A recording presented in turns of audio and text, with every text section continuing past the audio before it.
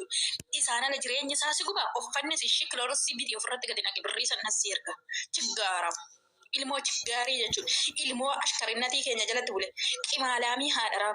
Biddeen harka obboleessi koo harka kiyyaaffatee nyaatee akkatti ilaallu kaasitti kennaa turree jechuudha. Kadhattoota. Kolbaayee takkaa dubbadheen beeku garuu hanga miila duraa irratti duulte garuu amma mistira keessii goraa goba diddee jechuudha. Gattaa yennaan diddee. Hafuuftuu haadharaa.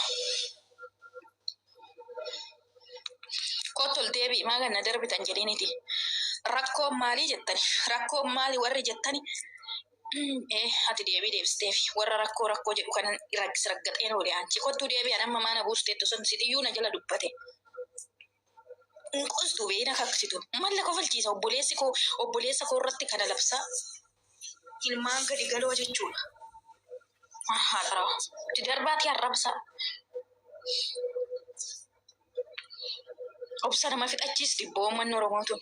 Isinitti ulfaatu gisee hamaara jala dhaxxanii fagaara keessa qabattanii hamaara wajjiniin viidiyoo micayyoon diraamaa hojjette fiddee dhufteetu irratti kuttee mucatti ciisuun hin beekne akkati teechoorra teechisanii xiyyaara keessa hin jira ufseedhe uumaa labbaa jetta kadhattitti haadharaa gaariidhaan biyyaa baate beekti si beekna akkatti gaariidhaan hoolota gara buraayyuutti dabarte buraayyuudhaan immoo fufaa gara naqamtee dabarte naqamtee keeniyaa si oofee buleessi kee jechuudha. Leessumni kee keeniyaatti si fudhate sababnoo sababa dubara duudaa gudeeddeef jechuudha. Diqaalaa dara kottanatti dhiyeessaa nanan tuqube. Koomintii jalatti dheengadda ijoolleen nagalabbina micayyoonti warra beekamaa irraa dhalatte dhiisaa. Warra akkasii jette koomintii deebisaa turte. Maala eewun narra gorisiin jedhee ceeni hojii kee beekta. Muka sitti naqaanii raachuu irratti. Qomaa xaahaa dara. Inaffaru gisee niitii dhorsa qabdu raachatu jirrafaa. Hafuudhe andaalame. Dhagee andaalam gaafadhaa seera jala jira. Andaalamis immoo hajjeesuu isaa ragaanii qabdu. Akkamitti raacheen gadi bee andaalam tajjeese hin jennee jedha afaan nama guuttate. Hin argine kaa atoo cubbuu waraabbatte inni maa cubbuu waraabbata. Raacheenis Oromoo innis Oromoo raacheenis immoo andaalam immoo micayyoo kana hajjeesee hojii seexanaati. Oromoo gumaa baafata. Oromoo tuyyuu gumaa nyaata malee hamaarri gumaa nyaata gumaarree hin baastu jechuudha. Namticha kaleessa Haacaaluu na tajjeesisiise warra Haacaaluu ajjeesisiisan torbee tokko keessatti birrii meeqasinii kenneedhu jala birrii fattu dhaxxanii suura diinni gadi baaste uftanii balaqqaxamtuu jechuudha. Asirraa afaan kee seentimeetira 5 goote. Gadi galoowwan haadha gadiraa. Budaawwan haadha keessanii jechuudha. Haacaaluu nyaattan immoo raachatuutu lama keessaa mataa ol qabatee kottaa nyaadhaa kanas. Inuma nu harkaan nyaanne irratti lubbuu ol dabarsina malee. Eenyuu isiniin dhiisu raachifatti. Safuu gargaara. Maalinni seenaa ofiin boontuu maalinni safuu maalinni jettu seenaa lamuu dhaggeeffadhu sitti hima. Mucaan hin beekaa akkatti micayyoon duute raachituu beekaa jedhee soolam dhagii viidiyoo dhaggeeffadhu. Gastii namaarree seenee dubbate. Gastii namticha gadi galoo yoonii maanyaa jechuudha. Dhagaatii dhaggeeffadhaa gaaffii nun gaafatinati. Dhimmi gandummaati fi dhimmi dura walitti kaasan dhimma salphaadha. Kun garuu dhimma lubbuuti. Mucaan kun sanuu biyya keessa jira jechuudha. Viidiyoo akkanaa mucaa kanarratti dalagee biyya keessa jira. Wayyoo ta'e garuu akka itti gaafatamtu viidiyoon kee gus seenaaf sii ta'a jechuudha. Zarii maal qabdi silaa dhaqee tana ishee agarsiisaa jette dhaqiitii ati raachoo yaa ta'u nu laaltammoo gisee san waan goon akka dhugaan Haacaaluu dhokate dhugaa Haacaaluu nyaattanii warri hacee ajjeese taa'ee nyaatee warri haceef dubbatu hidhaa keessatti dararamaa jiru kana miti jechuudha. Gadi galoo ilmaan cubbuu ilmaan kifanyaa jechuudha. Kanaaf akkanas hin godha Waaqayyoo. Dhagbaafadhu. Nu maaltu galche raachee maaltu galche raachee bilbila bitteetti kennite moo?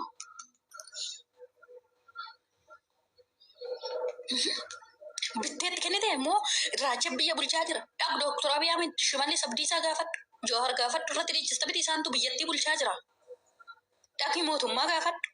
Haqaa nama du'ee raachessii baasaa.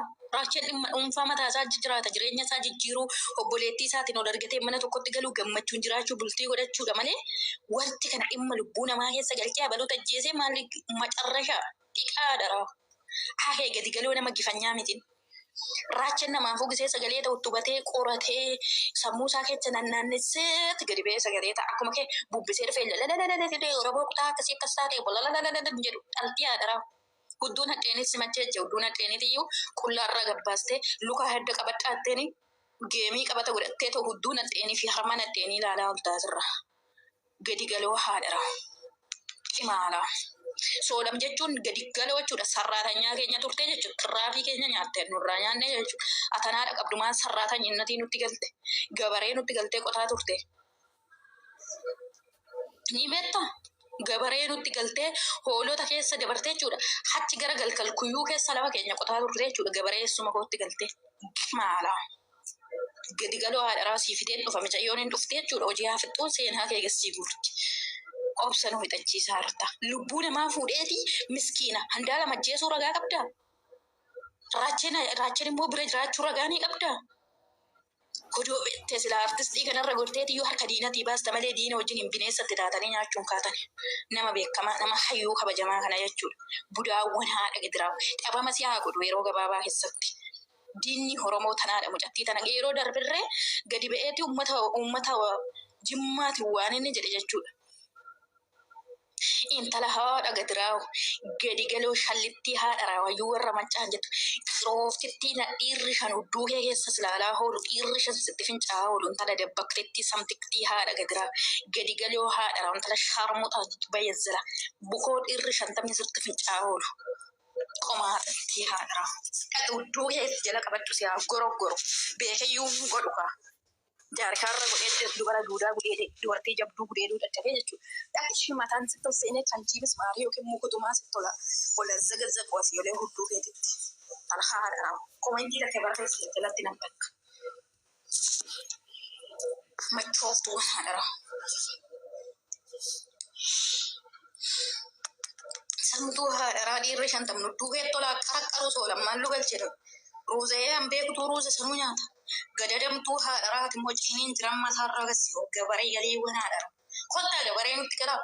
Deemi yoo akka raaketittan biyya keessa jiraadha jedhe ashaakiltii gibbii kiyya tokkotti namni bishaan itti naana quyyuu dhabee jechuudha. Namni bishaan itti naana quyyuu dhabee kottatii achi jalatti. Anchi obsee muhiitii godhee ofii modiitara guutuu nuukee warra nu arrabsu. Achi jalatti kottuti birriin kan kaffalaa fi jeediyaan dhufee sanaa saddau galee dhugaa qaba raachane. Geebiraacheen fedhu laala akkan daldaasaa fedhu bassoo barbaade biddeenaa sudhatee takka keenyaata foon muree jechuudha. Kun immoo daakuu qabadii malee homaan keeniyaa keessatti uufuudhaan xaa'ee garaa bilchaate kanaaf akkana ta'a.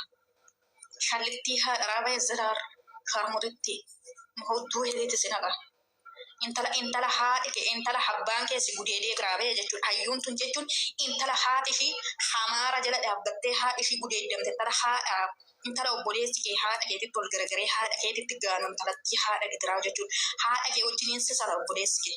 Qimaalamitti si haadha kee naarrabsiise. Qinii haadha raa.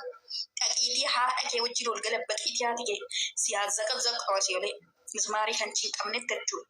Intala haadha wajjiniin bitaa mirgaan diinni si salaashtu qomaa xaadaraa bayeessira. Si haadha kee naarrabsiise jechuudha. Haadha kee irree akkasutti gadi galabbaxamtee godhamaa jirti jechuudha. Raachee firan qabu kottaa hin ajjeestu. Xooftitti haadha raasita haadha gonaa haadha kee akka namni na arrabsitan haadha kee guutuu of arrabsiisa jechuudha. Ani yeroo miira keessa galee intala haadha kee manatti nan arrabsiisin guddisa badii haadha raa. Bayeessara samtuu dabbaqteetti haadha raa. Dhaqiitii jechuudha si bakkee hundattuu duukee addaas si goroggoranii biyyaa si baasan jechuudha intala haadha raa.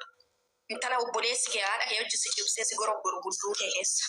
Safu mara kati wala wallagga faana dubbatta amma muutuuf jalaan gootu kana kadhattoon muuyiti ishiin gootu ati wasa kaan tuni modiitara oduu nuu kenninte modiitara guutuu nuu kennuu diddeete nu arrabsiisti qoya isaa deebitu sii kenne ber modiitara laa modiitara naa kennite kaa muuyiti fi biloo naan kennine muuyiti gochuu hin danda'u galchuu fi baasuu qofa guutuu naa kenna siin kennaa qoy. Hayyuu jechuun ammoo obboleetti ishee jechuudha haadha wajjin hin ciibsanii godhama.